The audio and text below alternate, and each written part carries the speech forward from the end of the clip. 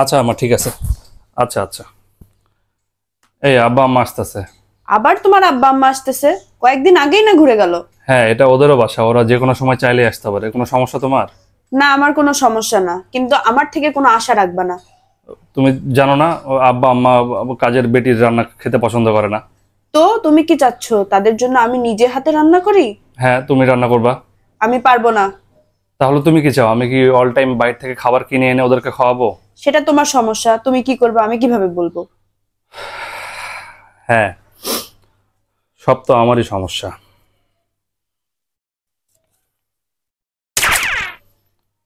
ঠিক আছে, চেষ্টা করে দেখবো।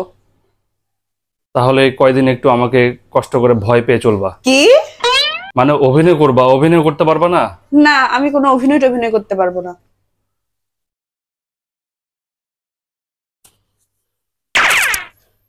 ঠিক আছে, কাজ হয়ে যাবে। বাকি টাকা? বাকি টাকা কাজ হওয়ার পরে। ওকে, ডিল ডান।